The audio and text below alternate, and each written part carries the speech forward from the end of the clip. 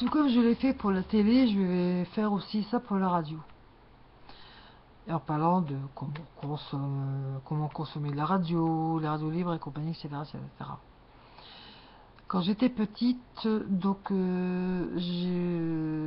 ma radio préférée, déjà à l'époque, c'était qu'il y avait France Inter, Europe 1 et RTL. Donc RTL, c'est, mon Dieu, il y avait mes dieux, donc il y avait, je me souviens, il y avait Bernard Chou, Jean-Bernard Hébé, euh, Bernard Lenoir, je crois, pour France Inter. Il y avait le Georges Lang qui est toujours en activité, Francis Zégut. Qu'est-ce qu'il y avait encore dans mes grands animateurs pour la musique? Attendez que je réfléchisse. Donc je répète, donc Francis Zégut, Jean-Bernard Hébé, Bernard Lenoir, Bernard Chou, Georges Lang. Alors au niveau animatrice, la nuit sur France Inter, il y avait Macha Béranger avec sa voix grave. Et on l'entendait twist, donc sa cuillère dans son bol en porcelaine. C'était une dame qui portait un chapeau, qui avait une voix grave comme ça, qui avait toujours un maquillage sophistiqué. Donc, il y avait aussi Brigitte Kernel que j'écoutais dans les femmes. Après, dans les années 90, bon, il y a eu, moi je dirais, c'est mon modèle de radio absolu, c'est Super Nana de Skyrock. Alors, au niveau de la façon de consommer la musique, donc, bah, moi de mon temps, c'était les cassettes, donc à l'époque, c'était des 45 tours. Donc vinyle, il y avait des 33 tours. Donc les 47 tours c'était dans des manches-disques orange. C'était le disque et hop, ça écoutait la musique. Bien avant, entre les années 60 jusque le début des années 70, il y avait ce qu'on appelle les fameux Tepaz qui marchaient à pile. Donc c'était une forme carrée comme ça. Il y avait le disque, il y avait le petit diamant petit saphir. Donc c'était à pile et puis vous pouvez également brancher sur le secteur. Après, il a eu l'apparition des concomitantes des premières chaînes hi-fi. Donc il y avait la platine disque, la radio. Il y avait d'abord possibilité d'enregistrer une cassette. Après, il y avait à côté une fonction où on pouvait dupliquer une cassette. Donc on pouvait soit enregistrer, par exemple en mettant genre on enregistrait une émission pour un copain, un cousin, quelqu'un. On pouvait l'enregistrer en même temps, les deux cassettes en même temps. Ou alors on pouvait faire une cassette et puis dupliquer à longue vie. Il y a eu la cassette simple, il y a eu la cassette auto-reverse, après il y a eu différentes qualités. Il y a eu différentes durées, des cassettes de 30 minutes, de 45 minutes, 90 minutes, 120 minutes, 180 minutes et autres, et autres, et autres.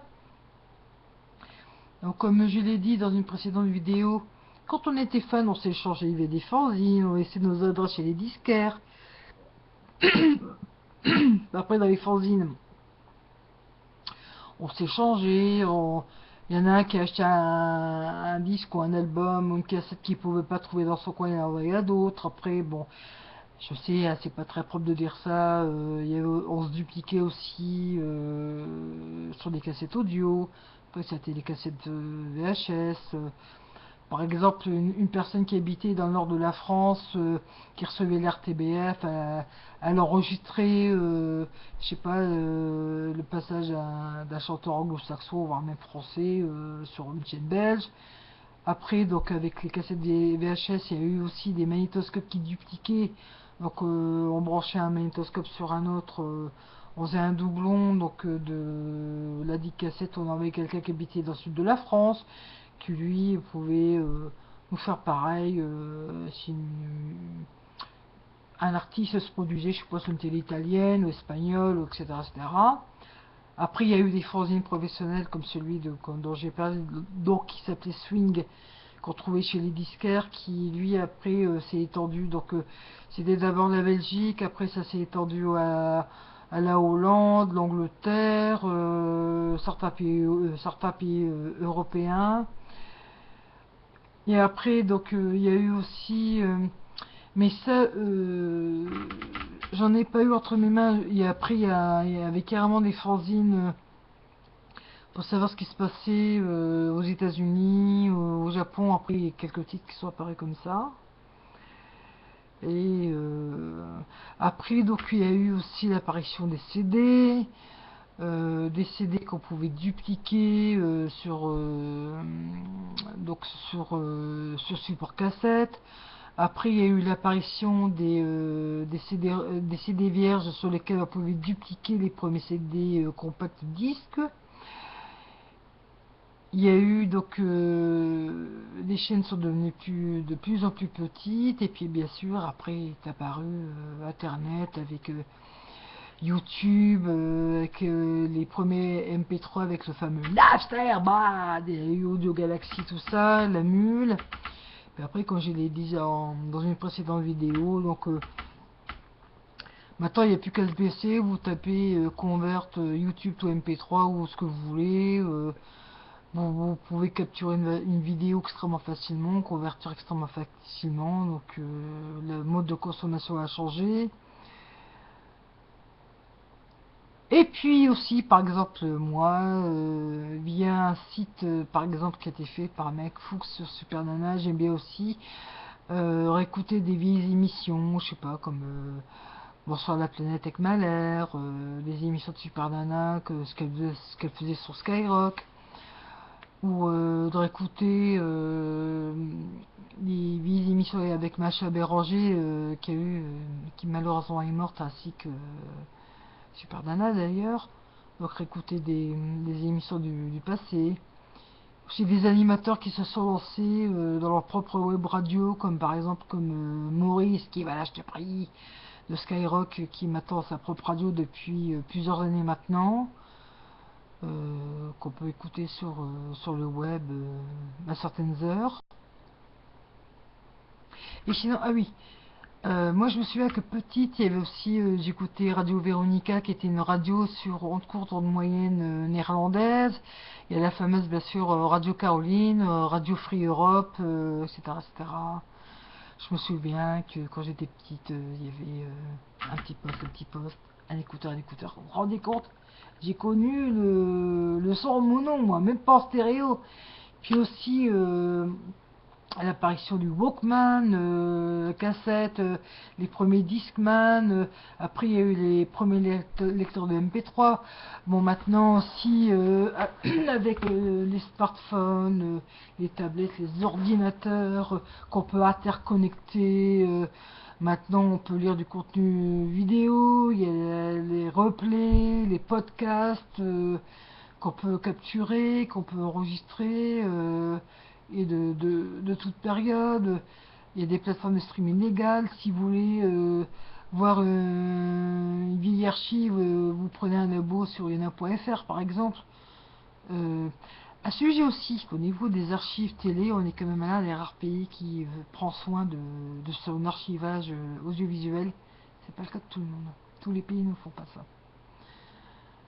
Donc voilà, et au niveau radio, je sais que y a certaines banques de données de radio, mais ça j'avoue que je me suis pas vraiment penché. Par exemple, j'aimerais bien retomber sur des vieilles bandes où se faisait de la radio, ce qui me permettrait de partager avec vous. Bref, voilà, donc maintenant, grâce à Internet, ça permet une quantité infinitésimale de choses, tant au niveau de l'écran, tout support, de l'audio, tout support. Maintenant il y a Netflix, il y a les web radios, il y a les podcasts, les replays, puis maintenant il y a les montres connectées, puis je suis sûr qu'il va y avoir des choses complètement folles qui vont apparaître au niveau de la communication et de puis notre façon de consommer de l'image, de la vidéo, du son, de la musique. Mais une chose est sûre, c'est que je crois qu'on vit les dernières années de la télévision traditionnelle qu'on voit sur écran plat. Maintenant, c'est les télé connectées. On peut même connecter sa propre, je sais pas moi, on peut avoir une télé donc via son ordi sur une télé à écran plat, grand modèle qui servira plus que de moniteur. Puis déjà grâce à Netflix, mais ça va se développer. On pourra avoir des programmes du monde entier parce que c'est quand même insupportable de se dire que parce qu'on est qu'on peut pas avoir moi je suis à côté de la Belgique, je peux même pas avoir de programme belge parce que c'est pas dans les programmes câbles et satellites.